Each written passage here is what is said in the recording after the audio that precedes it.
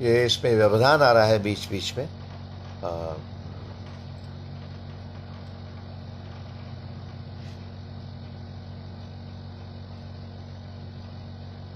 क्या मेरी आवाज आ रही है?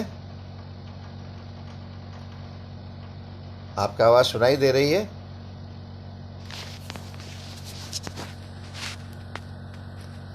हाँ, हेलो।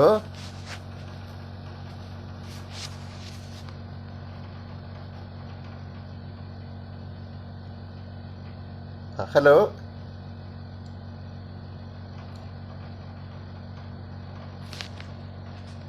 आवाज आ रही है प्रेम शंकर? प्रेम शंकर जी, आवाज आ रही है मेरी?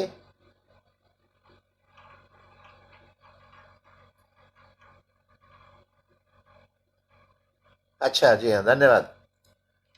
तो इसको मैं कुछ पहले से पढ़ रहा हूँ। तब भी वे किसी की पहचान में नहीं आते। पोस्टरों में छपी हुई धुंधली तस्वीरों से उनका हुलिया नहीं मिलता। उनकी शुरुआती उदासी पर अब तकलीफें झेलने की ताब है। शहर के मौसम के हिसाब से बदलते गए हैं उनके चेहरे।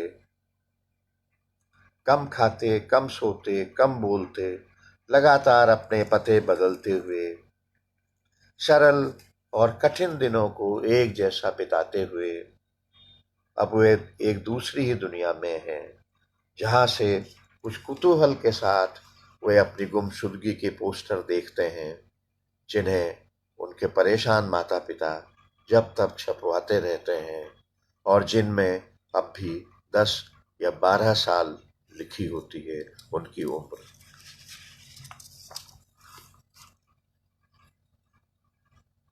एक और कविता है, ब्रेस्ट और निराला।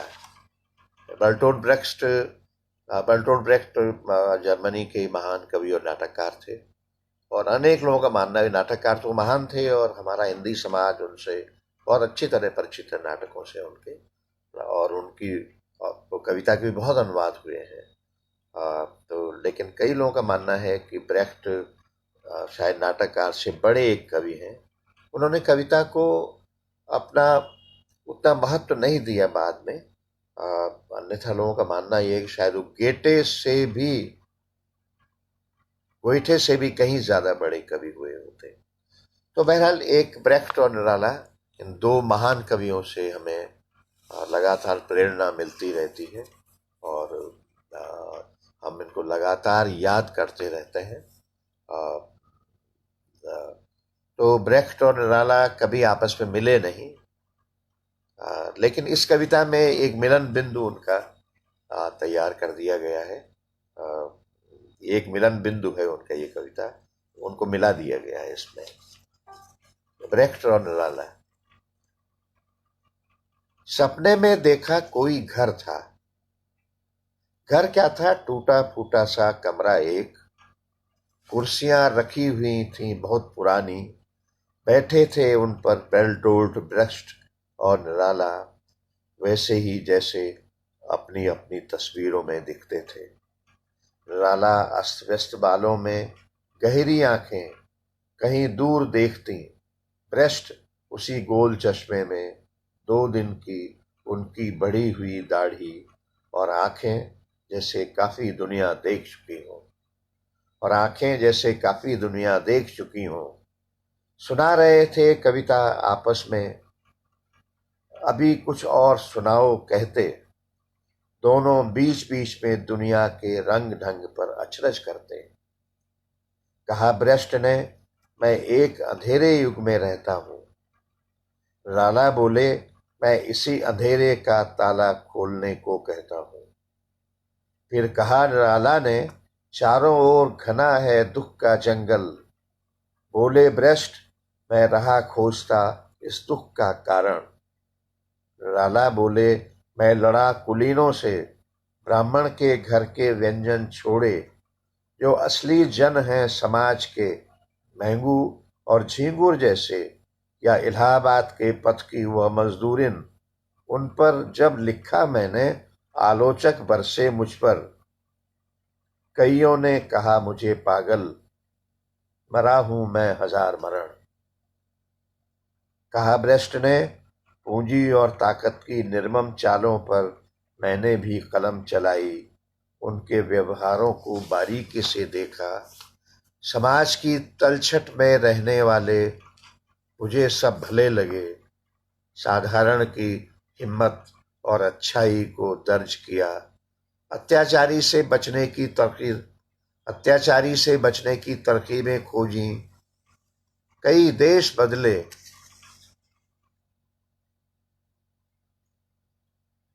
अत्याचारी से बचने की तरकीबें खोजी, कई देश बदले। किसी तरह बच गया मृत्यु और यातना शिविरों से। जगह जगह मैं रहा खोजता शरण।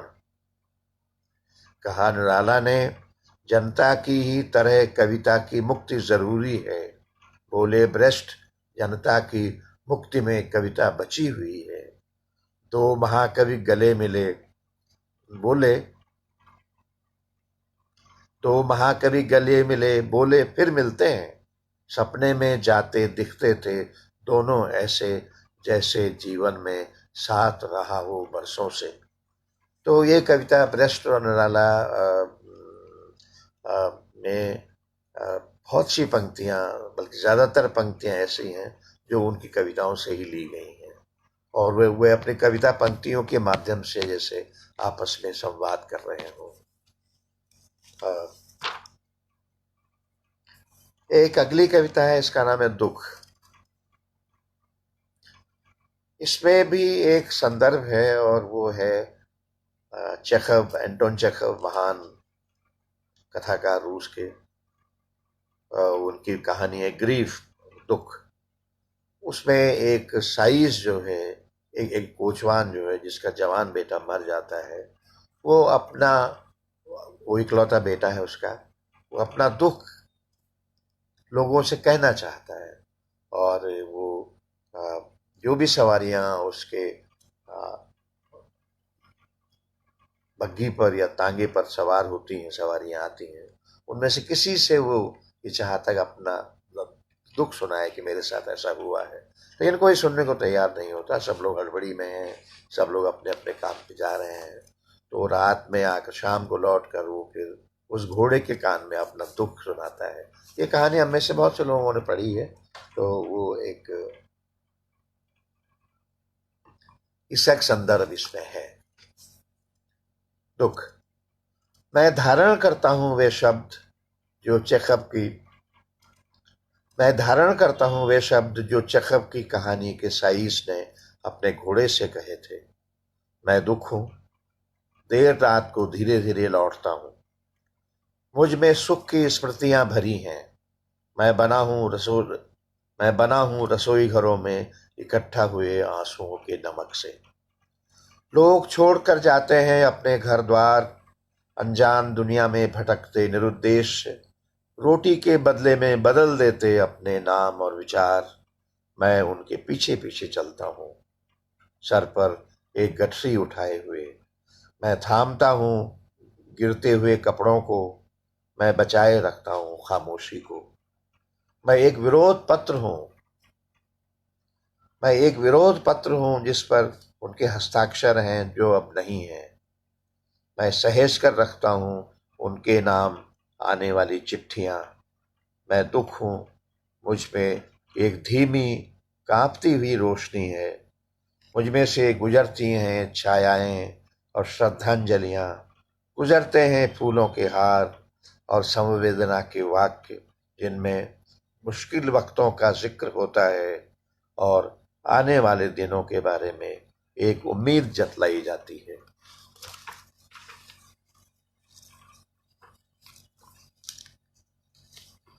एक कविता है, खुशी कैसा दुर्भाग्य। खुशी कैसा दुर्भाग्य, जिसने कुछ रचा नहीं समाज में, उसी का हो चला यह समाज। वही है नियंता जो कहता है तोड़ूंगा अभी और भी कुछ। जो है खूंखार हंसी है उसी के पास, जो नष्ट कर सकता है कुछ उसी का है सम्मान। झूठ फिलहाल जाना जाता है सच की तरह, प्रेम की जगह सिंहासन पर विराजती घृणा। बुराई गले मिलती अच्छाई से। मूर्खता तुम संतुष्ट हो, तुम्हारे चेहरे पर उत्साह है। धूर्तता तुम मजे में हो अपने पूरे परिवार के साथ। प्रसन्न है पाखंड कि अभी और भी मुखौटे हैं उसके पास। चतुराई कितनी आसानी से तुमने खोज लिया एक चोर दरवाजा। क्रूरता तुम किस शान से टहलती हो अपनी खूनी पोशाक में। मनोरोग तुम फैलते जाते हो सेहत के नाम पर। खुशी कैसा दुर्भाग्य तुम रहती हो इन सबके साथ।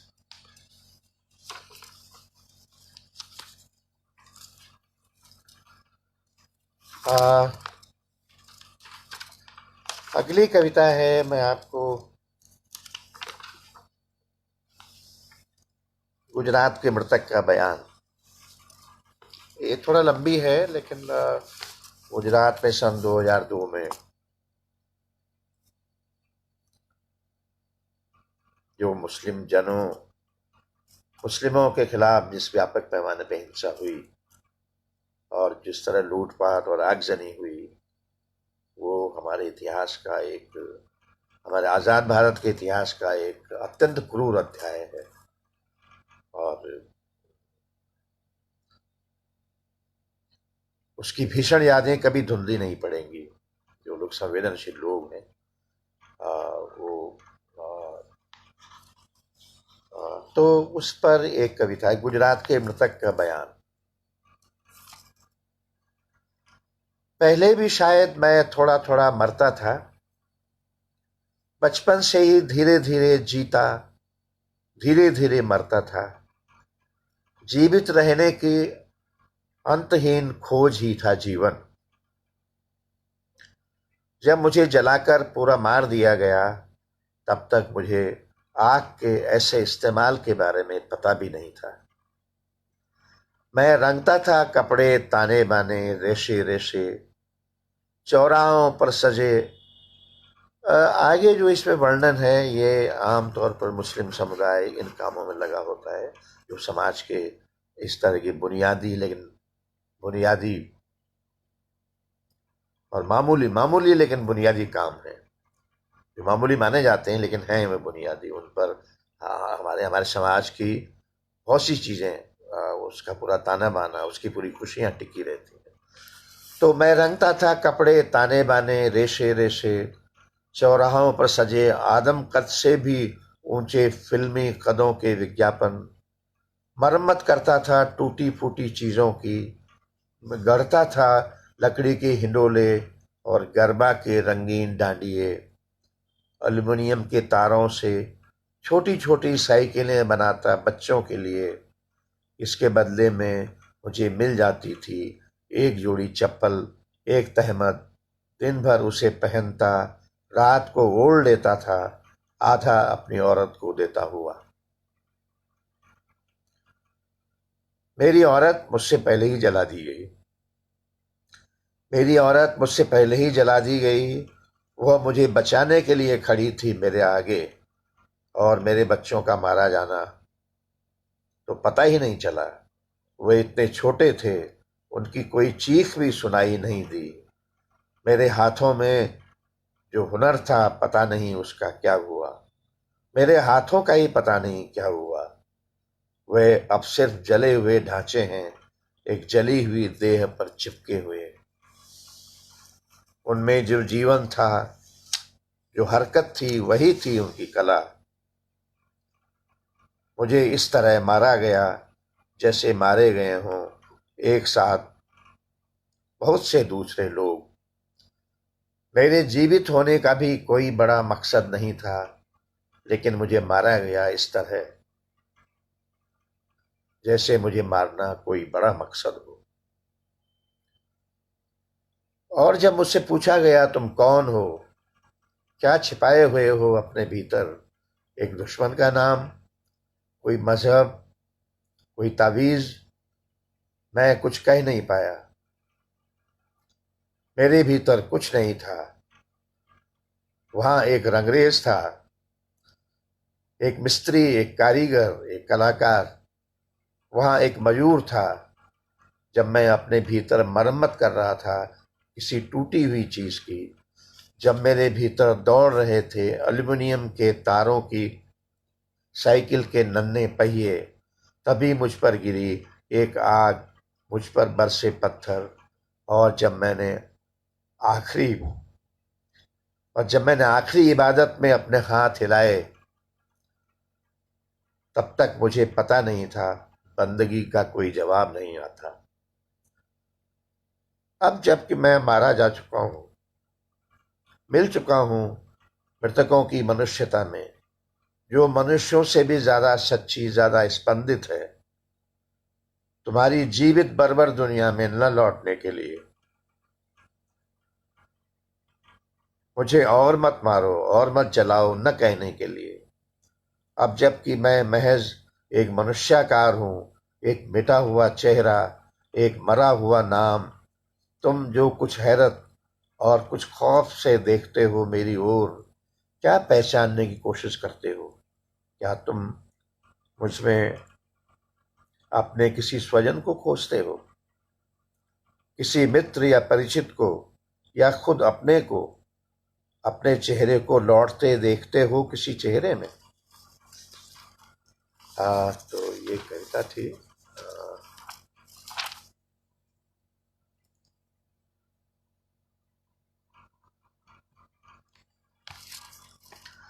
एक और कविता है, छुओ। उन चीजों को छुओ जो तुम्हारे सामने मेज पर रखी हैं। इन दिनों छूना मना है, बिल्कुल। हाथ मिलाना गुनाह है और गले मिलना तो कुफ्र है। और तो उसमें ये कविता छुओ जो है, वो मैं सुनाता हूँ आपको। उन चीजों को छुओ जो तुम्हारे सामने मेज पर रखी हैं, घड़ी, कलमदान।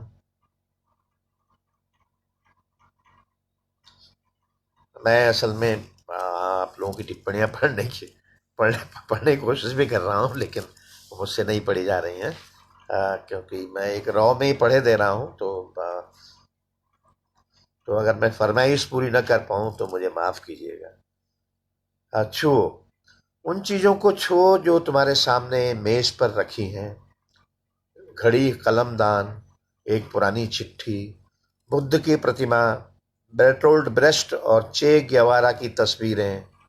दराज खोलकर उसकी पुरानी उदासी को छुओ, एक खाली कागज को छुओ अपने शब्दों की उंगलियों से, वैन गॉग की पेंटिंग के स्थिर जल को एक कंकड़ की तरह छुओ जो उसमें जीवन की हलचल शुरू कर देता है। अपने माथे को छुओ और देर तक उसे थामे रहने में शर्म महसूस मत करो। छूने के लिए कोई जरूरी नहीं छूने के लिए जरूरी नहीं कोई बिल्कुल पास में बैठा हो। दूर से छूना भी संभव है, उस चिड़िया की तरह, दूर से ही जो अपने अंडों को सेती रहती है। कृपया छुए नहीं, कृपया छुए नहीं, या छूना मना है जैसे वाक्यों पर विश्वास मत करो।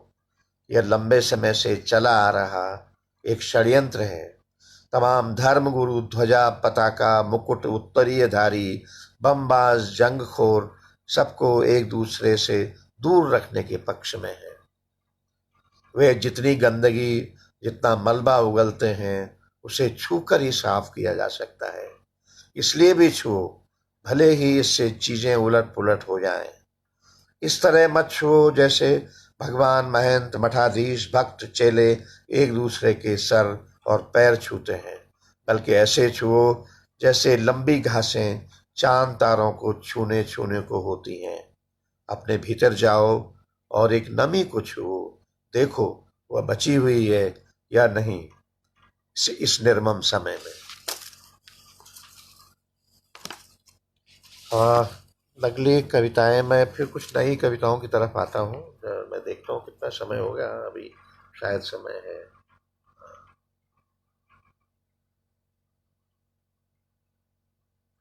उससे संजय ने 1 घंटे तक सुनाने के लिए कहा था।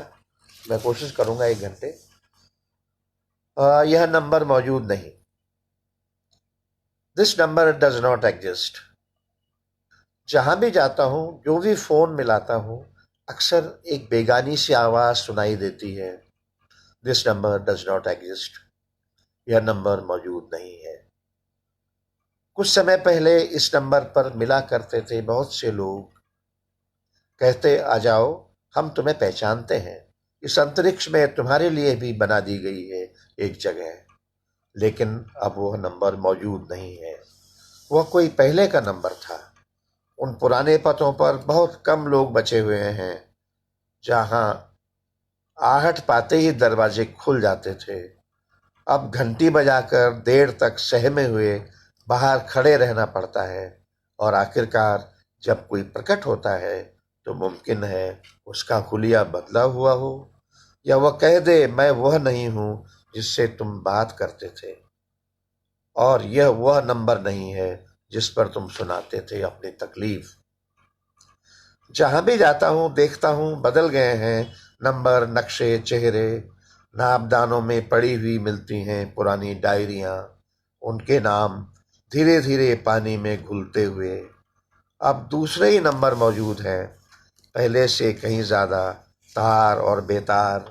उन पर कुछ दूसरी तरह के वार्तालाप, महज व्यापार, महज लेन देन, खरीद फरोख्त की आवाजें लगातार अजनबी होती हुई।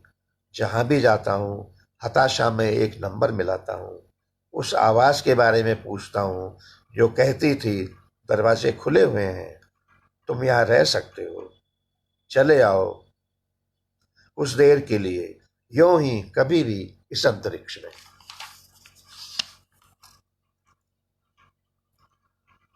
हाँ, एक और कविता है, पुरानी तस्वीरें।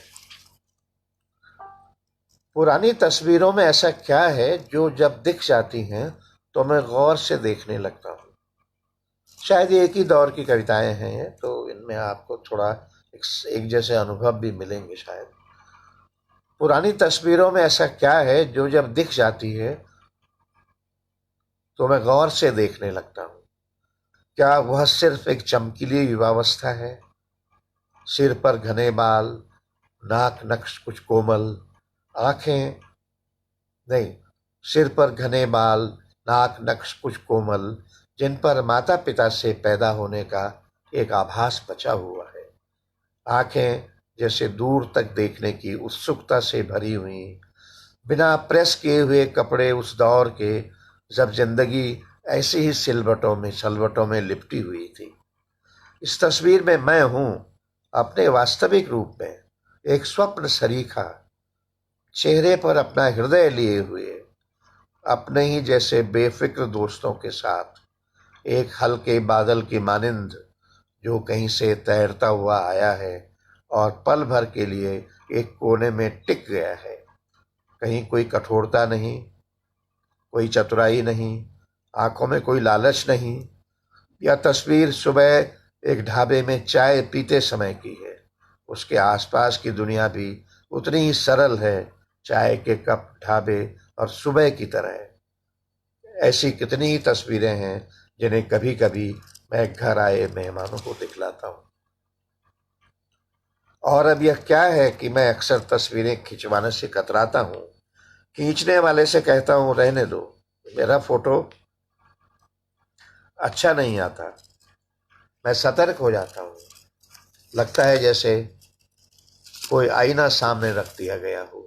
सोचता हूँ क्या यह कोई डर है कि मैं पहले जैसा नहीं दिखूंगा?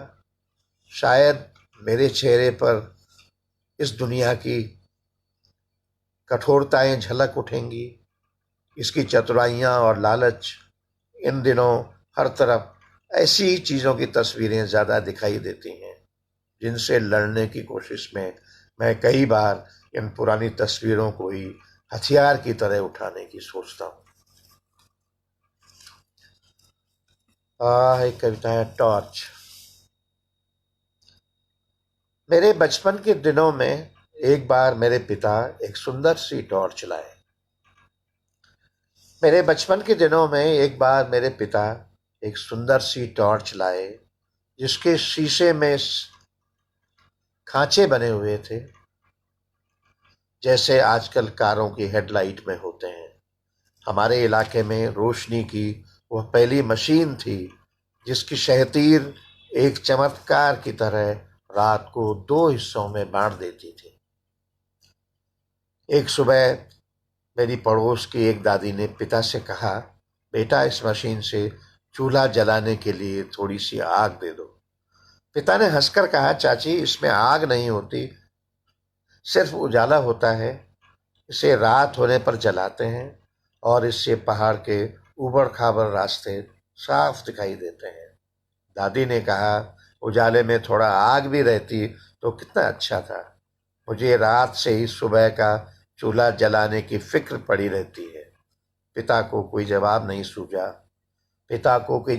सूझा। वे खामोश रहे देर तक। इतने वर्ष बाद वह घटना, टॉर्च की वह रोशनी, आग मांगती दादी और पिता की खामोशी चली आती है हमारे वक्त की विडंबना में एक कविता की तरह।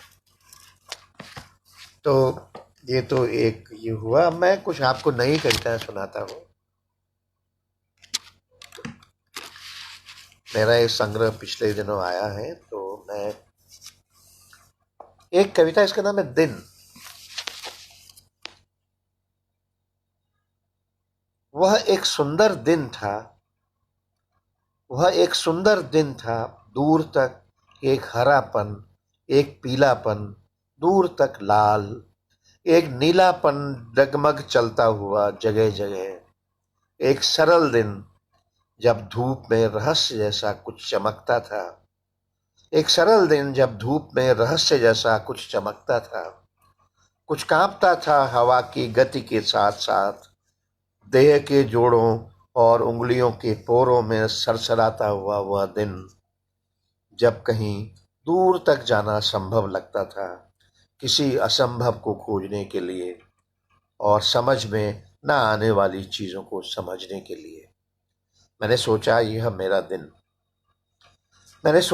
मेरा दिन जिसमें कोई पहाड़ नहीं था चढ़ने के लिए, कोई नदी, कोई तरंग नहीं थी पार करने के लिए, खाइयां और गड्ढे नहीं थे, पत्थर नहीं थे जिनसे मैं ठोकर खा सकता था, कांटे नहीं थे जिनसे मैं घायल हो सकता, भटक जाने के लिए जंगल नहीं थे, अंधेरा नहीं था। यह दिन था आसानी से मेरे भीतर से बहकर जाता हुआ। यह दिन जो शायद एक पहाड़, एक नदी, एक जंगल, गड्ढों, पत्थरों और कांटों को पार करके आया था। मैं चाहता था इस दिन को संभाल कर रख लूं अपने भीतर, और सभी लोग जिन्हें मैं जानता था और जिन्हें जानना अभी बाकी था, सब इसे संभाल कर रख लें। जाहिर है ऐसे दिन अब नहीं है, तो इन दिनों खास तौर से नहीं है। एक कविता है वर्णमाला। विनय, अभी वो मेरे पास कविताएं नहीं है, रोने की जगह वो मैं आपको नई कविताएं लेकर सुना रहा हूं। तो वर्णमाला। एक भाषा में अ लिखना चाहता हूं, अ से अनार, अ से अमरूद, लेकिन मैं लिखने लगता हूं अ से अनर्थ, अ से अत्याचार। कोशिश करता हूं कि क से कलम या करुणा लिखूं, लेकिन मैं लिखने लगता हूं क से क्रूरता, क से कुटिलता। अभी तक ख से खरगोश लिखता आया हूं, लेकिन अब ख से लगातार किसी खतरे की आहट आती है। मैं सोचता था फ से फूल ही लिखा जाता होगा। बहुत सारे फूल, घरों के बाहर, घरों के भीतर, मनुष्यों के भीतर, उनकी आत्मा में। लेकिन मैंने देखा तमाम फूल जा रहे थे हत्यारों के गले में माला बनकर डाले जाने के लिए। कोई मेरा हाथ पकड़ता है और कहता है, भ से लिखो भय, जो अब हर जगह मौजूद है। द दमन का और प पतन का प्रतीक बना हुआ है। आतताई छीन लेते हैं हमारी पूरी वर्णमाला, वे भाषा की हिंसा को बना देते हैं एक पूरे समाज की हिंसा। ह को हत्या के लिए सुरक्षित कर दिया गया है। हम कितना ही ह से हल और हिरण लिखते रहें, वे ह से हत्या लिखते रहते हैं हर समय। एक कविता है भूलने का युग। भूलने का युग। याद रखने पर हमला है और भूल जाने की छूट है। याद रखने पर हमला है और भूल जाने की छूट है। मैं अक्सर भूल जाता हूँ नाम, अक्सर भूल जाता हूँ चेहरे।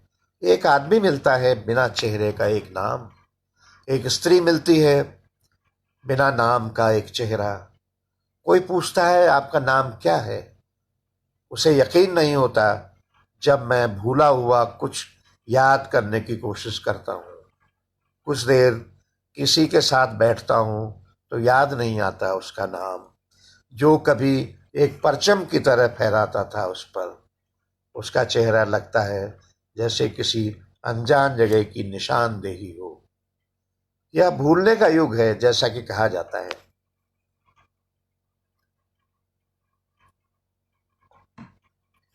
यह भूलने का युग है जैसा कि कहा जाता है। नौजवान भूलते हैं अपने माता पिताओं को, चले जाते हैं बड़ी बड़ी गाड़ियों में बैठकर। याद रखते हैं सिर्फ एक पता, एक नाम, जहां ज्यादा तनख्वाहें हों, ज्यादा कारें, ज्यादा जूते और ज्यादा कपड़े हों। बाजार कहता है याद मत करो अपनी पिछली चीजों को, पिछले घर को याद मत करो, पीछे मुड़कर देखना भूल जाओ। जगह जगह खोले जा रहे हैं नए दफ्तर, याद रखने पर हमले की योजना बनाने वाले। जगह जगह खोले जा रहे हैं नए दफ्तर, याद रखने पर हमले की योजना बनाने के लिए। हमारे समय का एक दरिंदा कहता है तुम मेरा दरिंदा होना भूल जाओ।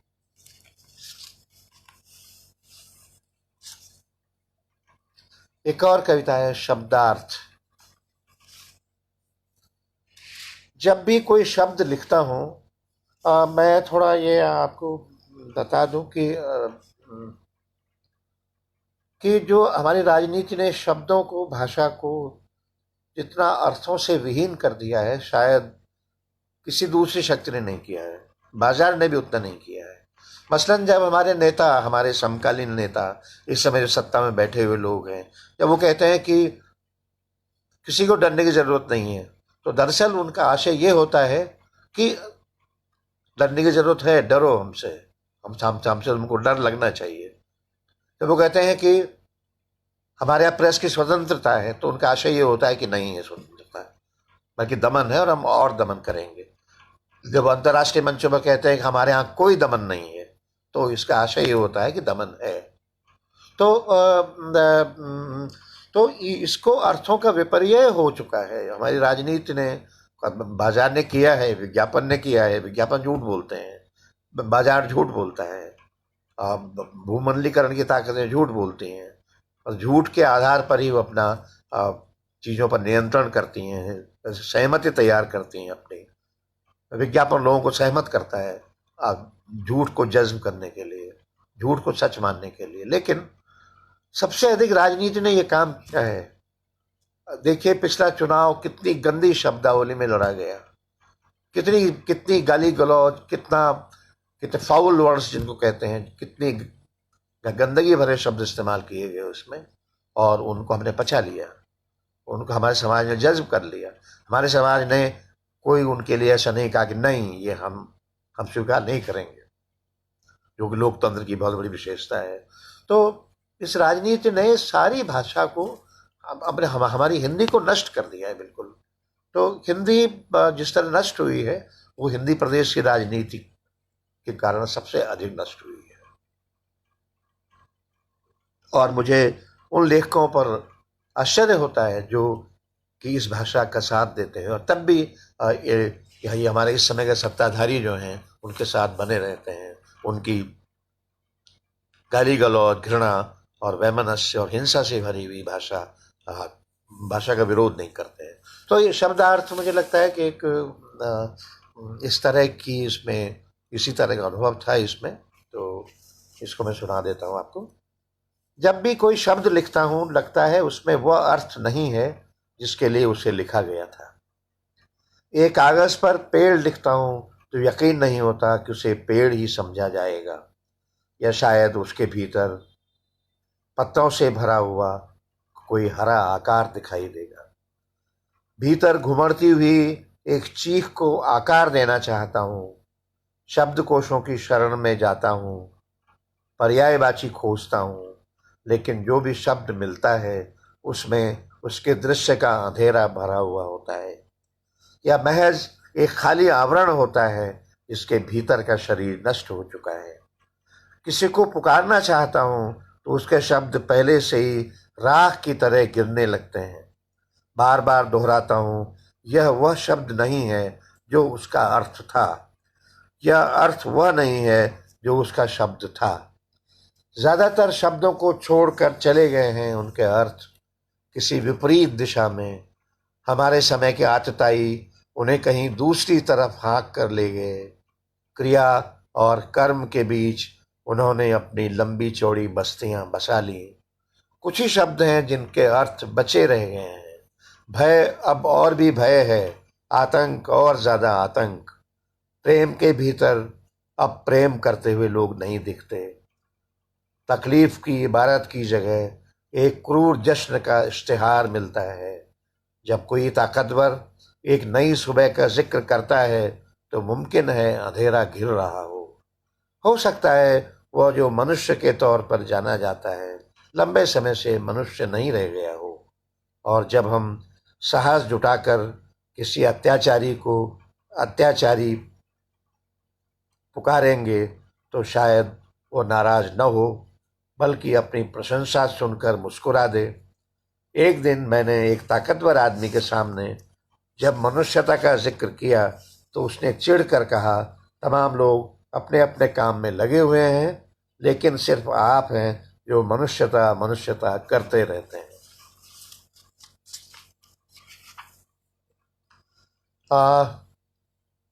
एक कविता है ताकतवर आदमी। जब ताकतवर आदमी ने कहा कि उसे और भी ताकत चाहिए तो मुझे अपनी दुर्बल भंगुर देह दिखाई दी जो शाम होते होते थकान से चूर हो जाती थी और आराम चाहती थी। जब ताकतवर आदमी ने कहा कि वह गरीब माँ का बेटा पैदा हुआ और यहाँ तक पहुँच गया तो मुझे याद आई वह मेरी माँ जो अब दुनिया में नहीं थी, जिसके योग्य बनने में मेरी पूरी उम्र निकल गई। जब ताकतवर आदमी ने कहा कि तमाम लोग उससे बेहद खुश हैं तो मुझे हवा में बहुत से चेहरे तैरते हुए दिखाई दिए जो लगता था कहीं न कहीं मुझसे रूठे हुए हैं और मेरी किसी गलती की ओर इशारा कर रहे हैं। जब ताकतवर आदमी ने कहा कि उसने देश के लिए घर त्याग दिया, शादी नहीं की, तो मैंने सोचा मैं कितना खुश नसीब था कि रात को लौटने के लिए मुझे एक जगह नसीब हुई। एक भली सी पत्नी मिली जिसने अपने प्रेम के एवज में उससे कुछ नहीं चाहा। जब ताकतवर आदमी ने कहा कि उसे देश के शत्रुओं से घृणा है और उनमें से बहुत से लोग देश के भीतर ही छिपे हुए हैं, तो मुझे गहरी चिंता हुई कि कहीं मनुष्य के प्रति मेरे भीतर का प्रेम घटने न लग जाए। जब ताकतवर आदमी ने कहा कि बहुत से लोग मेरी जान के पीछे पड़े हैं, वे मुझे मार देना चाहते हैं, तो मैंने अपने मामूली से अस्तित्व के बारे में सोचा जिसे संवारने में कितने ही हाथों ने मदद की थी। जब ताकतवर आदमी ने एक रात संदेश प्रसारित किया कि वह अभी कई साल ताकतवर बने रहना चाहता है, तो मैंने सुबह उठकर किसी अज्ञात से प्रार्थना की, बस आज के दिन बचा रहे मेरा यह धुंधला सा जीवन। अगली कविता है, मैं कुछ और कविताएं सुनाता हूँ आपको, अब थोड़ा समय है शायद। हाँ, हिटलर ही एक कविता है, ये एक गद्य कविता है, लेकिन इसमें एक भी कल्पना नहीं है, ये सब तथ्य हैं। और उन तथ्यों को मैंने एक सिर्फ ही किया है कि एक जगह रख दिया है, वो एक जगह नहीं मिलते हैं इतिहास में, तो उनमें टाइम को मैंने कंप्रेस करते हुए एक जगह रख दिया है। तो कविता भी टाइम को कंप्रेस करती है, टाइम का संग संग संघनित करती है समय को। तो एक काम कविता का ये भी है कि वो एक ये उसको सांद्र बनाती है, सघन बनाती है, कई बार विस्तार भी करती है। लेकिन ठीक है, हिटलर, यह सच है कि हिटलर मर चुका है, लेकिन उसे इस तरह याद किया जाता है जैसे वो अभी जीवित हो। उसने पहले से ही दुनिया को दो हिस्सों में बांट रखा है। जो लोग उसकी पूजा करते हैं उन्हें इस पर गर्व है कि दुनिया का यह सबसे बड़ा आदमखोर एकदम शाकाहारी था। वो हर दिन 2 किलो चॉकलेट खाता था और शराब में भी चीनी डलवा कर पीता था। वो नुकीली, तेज, धारदार चीजों, हजामत की ब्लेडों वगैरह से डरता था और नाई से बाल बनवाते वक्त उसे लगता जैसे वह मौत के उस्तरे के नीचे आ गया हो। उसने पादरी बनना चाहा था, चित्रकार बनना चाहा था, कला वस्तुओं का संग्रह करना चाहा था और घर बसाना चाहा था, लेकिन जब वह यह सब नहीं कर सका तो उसने अपने को प्रेम करने के लायक भी नहीं रहने दिया।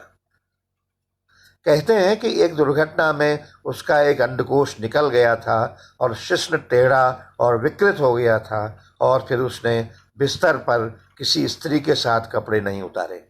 इसके बावजूद उसे मर्दानगी से इतना प्यार था कि वह सांड के वीर्य के इंजेक्शन लगवाया करता। जहां तक यौन उत्तेजना का प्रश्न है, उसे उत्पन्न करने के लिए वह अपने चूतड़ों पर औरतों से लात लगवाया करता।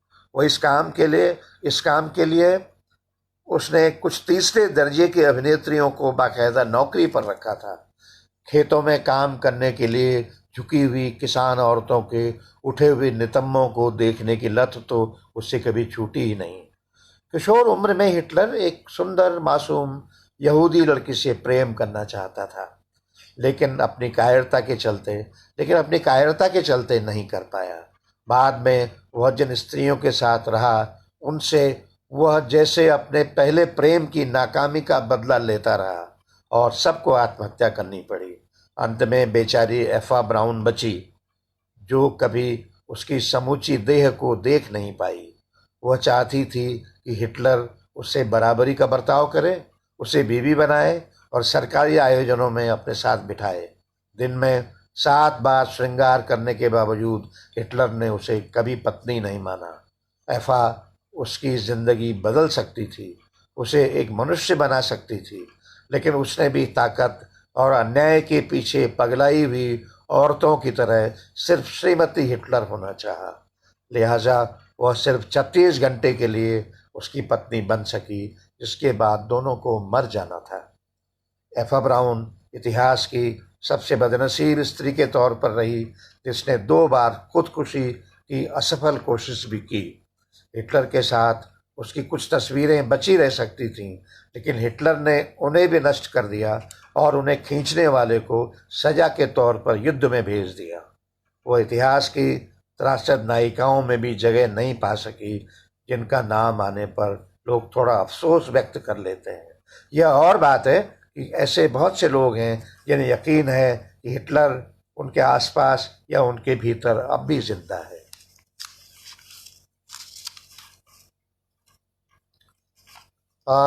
एक कविता है, सुबह की नींद। सुबह की नींद अच्छे अच्छों को सुला देती है। अनिद्रा के शिकार लोग एक झपकी लेते हैं और कयामत उन्हें छुए बगैर गुजर जाती है। इसका भी एक संदर्भ है मीर का। असल में मेरी कविताओं संदर्भ कुछ ज़्यादा है शायद। तो वो मीर का शेर है, कहीं हम सोते ही न रह जाएं ऐ शोरे क़यामत, जब इधर से गुजरो तो हमें जगा देना। तो एक इसका संदर्भ इसमें है। सुबह की नींद अच्छे अच्छों को सुला देती है। अनिद्रा के शिकार लोग एक झपकी लेते हैं और क़यामत उन्हें छुए बगैर गुजर जाती है। सुबह की नींद कहती है, कोई हड़बड़ी नहीं, लोग वैसे ही रहेंगे, खाते हुए और सोते हुए और खाते हुए। तुम जो सारी रात जागते और रोते और जागते हुए रहे हो, तुम्हारे लिए थोड़ी सी मिठास जरूरी है। सुबह की नींद एक स्त्री है जिसे तुम अच्छी तरह नहीं जानते। वह आधा परिचित है, आधा अजनबी। वह बहुत दूर से आकर पहुंचती है तुम तक, किसी समुद्र से नाव की तरह। वही है जो कहती है, आओ एक महान बेखुदी की शरण में आओ, एक पहाड़ की निबिड़ शांति के भीतर आओ, उस दिशा में चलो जहां जा रहा है पीली तितलियों का झुंड। सुबह की नींद का स्वाद नहीं जानते अत्याचारी अन्यायी लोग। वे कहते हैं हम तो ब्रह्म मुहूर्त में उठ जाते हैं, व्यायाम करते हैं, देखो 56 इंच का हमारा सीना। फिर हम देर तक पूजा अर्चना में बैठते हैं, इसी बीच तय कर लेते हैं कि किस किस का हिसाब निपटाना है आज। सुबह की नींद आती है दुनिया के काम काज लांघती हुई। ट्रेनें जा चुकी हैं, हवाई जहाज उड़ चुके हैं, सभाएं और गोष्ठियां शुरू हो चुकी हैं, और तुम कहीं के लिए भी कम नहीं पड़े हो। जब बाहर दुनिया चल रही होती है, लोग आते और जाते हैं एक से दूसरे स्वार्थ के बीच, सुबह की नींद तुम्हारे अंगों पर गिरती है जैसे दिन भर के तपे हुए पेड़ की पत्तियों पर ओस। एक कविता है जो डराता है। जो हमें डराता है वह कहता है डरने की कोई बात नहीं है, मैं किसी को डरा नहीं रहा हूं।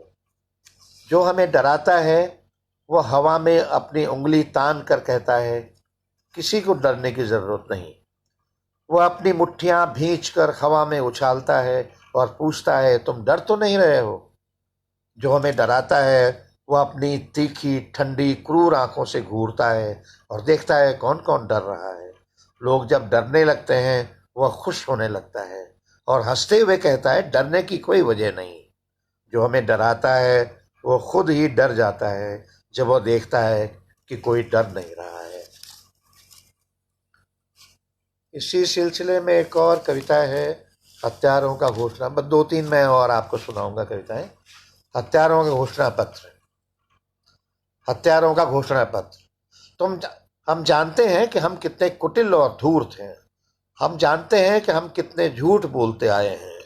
हम जानते हैं कि हमने कितनी हत्याएं की हैं, कितनों को बेवजह मारा पीटा और सताया है।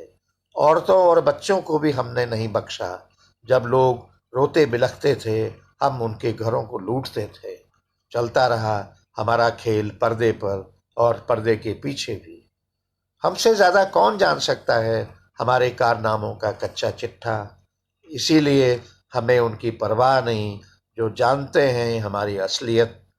हम जानते हैं कि हमारा खेल इस पर टिका है कि बहुत से लोग हैं जो हमारे बारे में बहुत कम जानते हैं या बिल्कुल नहीं जानते, और बहुत से लोग हैं जो अच्छी तरह जानते हैं कि हम जो भी करते हैं अच्छा करते हैं, और दरअसल वे खुद भी यही करना चाहते हैं।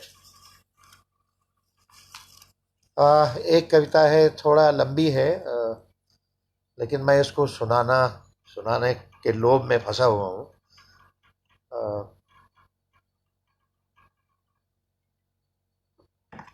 आप लोग अगर बोर होने लगे तो मुझे बता दीजिएगा कि बंद करो भाई, तो मैं एकदम बंद कर दूंगा। शहनाइयों के बारे में बिस्मिल्लाह खान।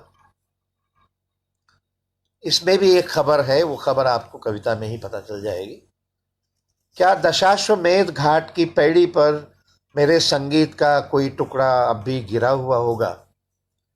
क्या मेरा कोई सुर, कोमल रिखव या शुद्ध मध्यम अब भी गंगा की धारा में चमक रहा होगा?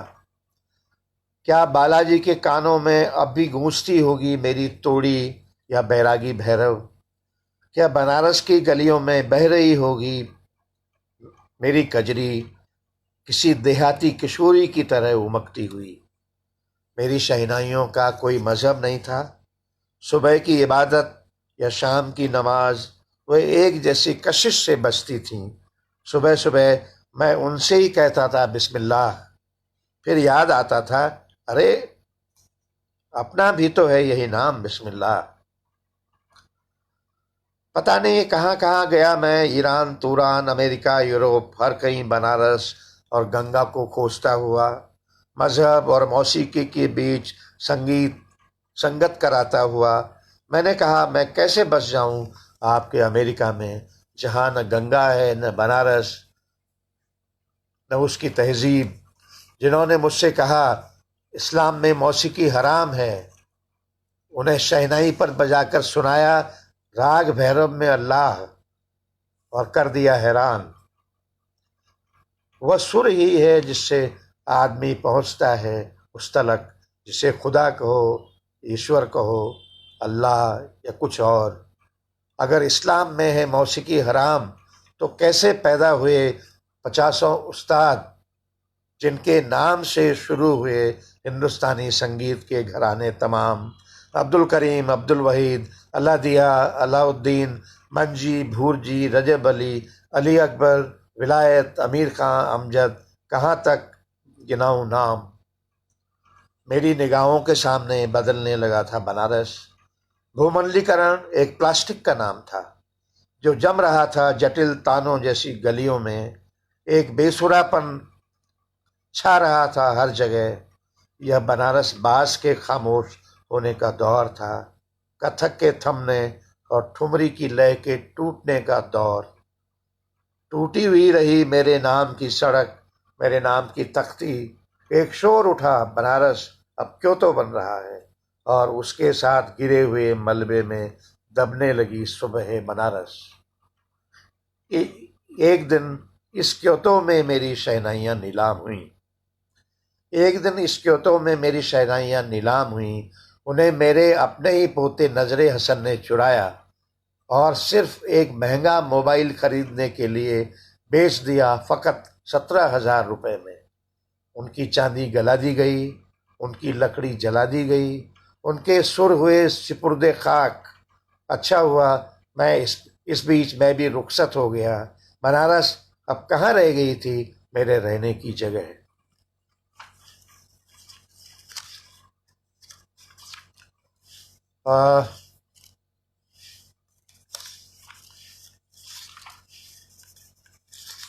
अतुल सती को मैं देख रहा हूँ, उनका एक मैसेज आया है। तो मैं अतुल सती, क्योंकि पहाड़ से हैं, तो मैं उनको हमारे यहाँ छोटे देवता बहुत होते हैं, बहुत छोटे छोटे देवता जगह जगह पड़े रहते हैं। हम हमारे साथ ही रहते हैं वो, और कई बार हम उनसे हाथ वाथ भी मिलाते हैं या उनके गलवाइयाँ डाल देते हैं। तो खैर, बहरहाल हमारे देवता बचपन से हमारे साथ रहते थे। वह हमारी ही तरह छोटे, दुबले और हम उम्र थे। सार्वजनिक और पराक्रमी देवताओं के साम्राज्य में उनका अस्तित्व व्यक्तिगत किस्म का था। सुंदर, सर्वशक्तिमान, संप्रभु, स्वयंभू, सशस्त्र देवताओं से अलग उनके चेहरे बेडौल, बिना तराशे हुए थे। अक्सर नंगे पैर वे हमारे हाथों में हाथ लिए हुए चलते थे। हम उनसे अपने दुख और कभी कभी अपने सुख भी बतलाते। उनके पास रहने के लिए बड़े तो क्या, छोटे मंदिर भी नहीं थे। वे घर से बाहर भी कम निकलते, या कभी कभी उनका सफर कुछ दूर पत्थरों को जोड़कर बनाए गए ठिकानों तक होता, जहां नीम उजाले में वे मुश्किल से पहचाने जाते। हमारे देवता ताकतवर देवताओं से घबराए हुए और खामोश थे। उनके लिए उन जगमग मंदिरों में कोई जगह नहीं थी जहां ढोल नगाड़े बजते, अनुष्ठान तुमुल नाद होता, आवाहन, ध्यान, स्तुति, घंटियां, घड़ियाल, बलियां, मंत्रोच्चार। ब्रह्माओं, विष्णुओं, वामनों, इंद्रों के समय में हमारे देवता किसी बुद्ध की तरह आत्म में लीन रहते। हमारी देवियां भी पुरानी साड़ियां पहने हुए स्त्रियां थीं, बहुत सी अनजान बीमारियों से पीड़ित, जो जमीन पर बैठी हुई अपने पैरों या हाथों के नाखून कुरेदती रहती। हमारे देवता आंखें खोलकर हैरानी से देखते थे। शक्तिशाली देवताओं के जुलूस ठठ के ठठ हथियार बंद चले आ रहे हैं, तलवारें, त्रिशूल, भाले, बंदूकें लहराते, उन्हें मुक्त हस्त लोगों के बीच बांटते हुए, सड़कों, गलियों, चौराहों पर बढ़ते हुए। तब हमारे देवता किसी अज्ञात जगह दुबक जाने की सोचते। उनके हाथ में कोई अस्त्र नहीं होता था। हद से हद वे जमीन से कुछ पत्थर उठा सकते थे, लेकिन उन्हें फेंकने में भी संकोच करते। सार्वजनिक देवता जब रात को सुख शैयाओं पर सो जाते, हमारे देवता व्याकुल होकर जागते रहते। उन्हें बार बार लगता हमलावर देवताओं की फौजें उनके ठिकाने हड़पने, उन्हें बेदखल करने आ रही हैं। हमारे देवता किसी को अपना दुख नहीं बता पाते थे। कभी कभी उनके भीतर से एक आर्त पुकार सुनाई देती थी, बचाओ। बस 3 कविताएं और रह गई हैं। मुझे लगता है मैं 1 घंटे में पूरा कर लूंगा। भारी हवा। आज ताइयों, तुम्हारे लिए यहाँ कोई जगह नहीं है। शासकों, यहाँ कोई सिंहासन नहीं जिस पर तुम बैठ सको। हाकिमों, तुम्हारे लिए कोई कुर्सी खाली नहीं है। ताकतवरों, तुम यहाँ खड़े नहीं हो पाओगे। लुटेरों, तुम इस धरती पर एक कदम नहीं रख सकते। जालिमों, यहाँ एक भी ऐसा आदमी नहीं जो तुम्हारा जुल्म बर्दाश्त कर पाएगा। घुसपैठियों, आखिरकार तुम यहाँ से खदेड़ दिए जाओगे। आदमखोरों, तुम कितनी भी कोशिश करो, मनुष्य को कभी मिटा नहीं पाओगे। मैं यही सब कहता हूँ किसी उधेड़पुन और तकलीफ में। आसपास की हवा लोहे की तरह भारी और गर्म है। शाम, दूर तक फैला हुआ एक बियाबान, जहाँ कोई सुनता नहीं और कोई सुनकर जवाब नहीं देता। शायद सुनती है सिर्फ यह पृथ्वी और उसके पेड़ जो मुझे लंबे समय से शरण दिए हुए हैं। शायद सुनता है यह आसमान जो हर सुबह एक हल्की सी उम्मीद की तरह सर के ऊपर तन जाता है। शायद सुनती है वह मेरी बेटी जो भविष्य की ओर जाती हुई दिखती है और कभी कभी पीछे मुड़कर कहती रहती है, पापा, क्या आप मुझसे कुछ कह रहे हैं?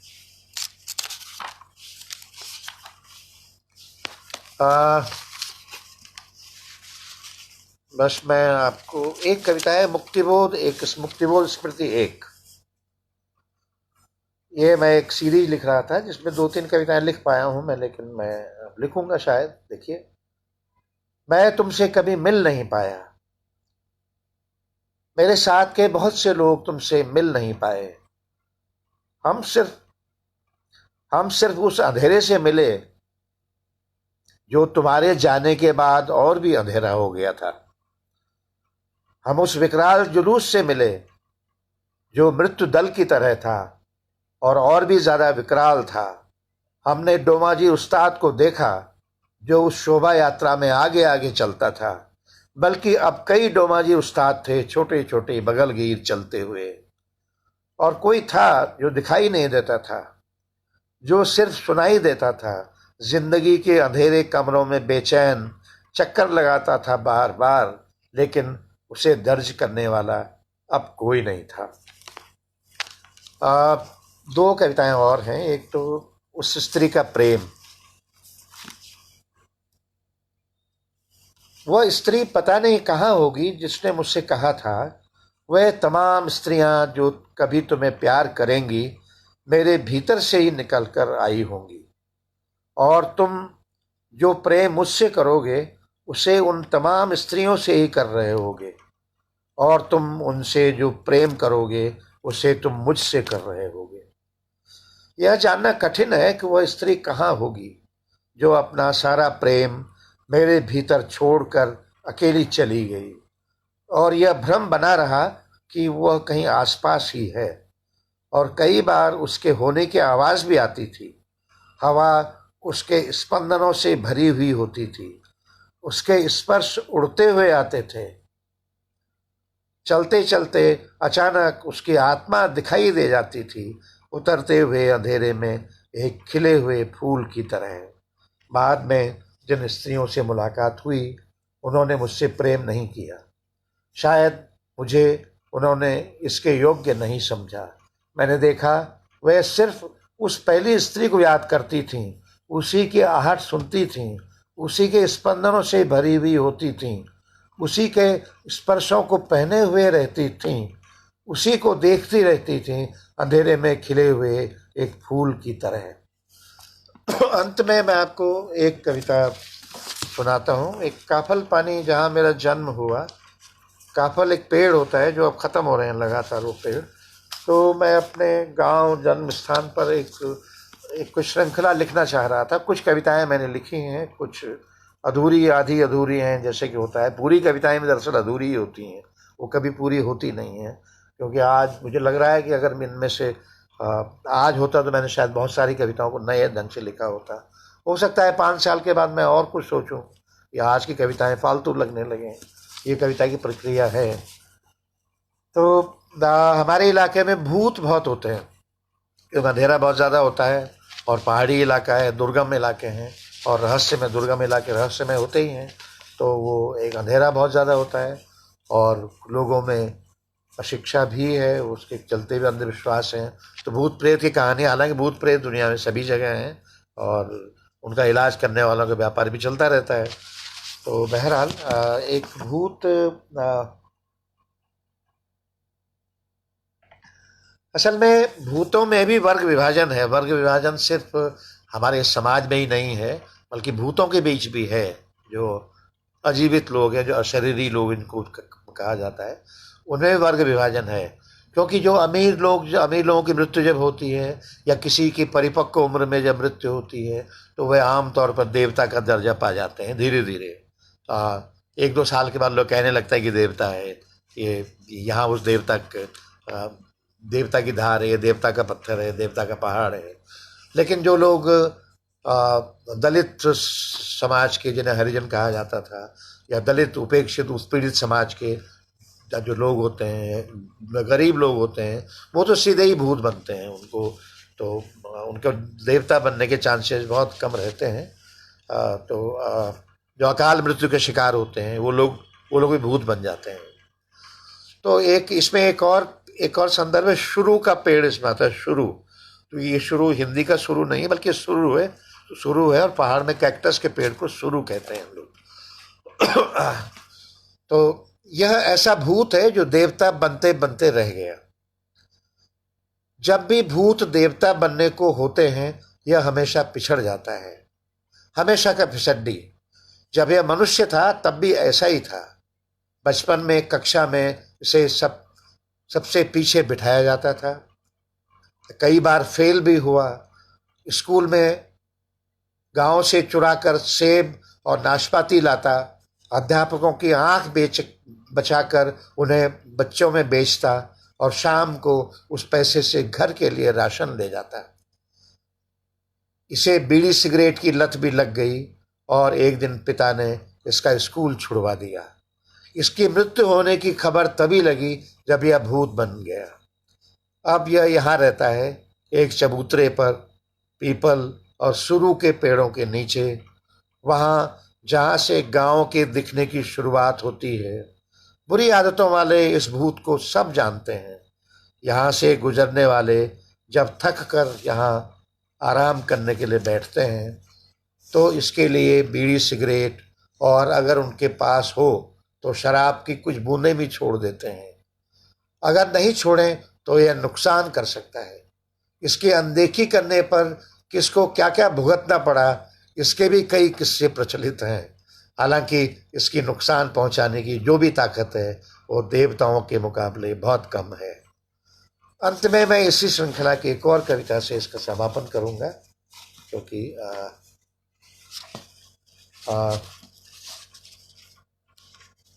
एक पानी और घास। तो पानी और घास हमारे यहाँ पहाड़ की सबसे प्रमुख, सबसे दृश्यमान चीज़ें हैं।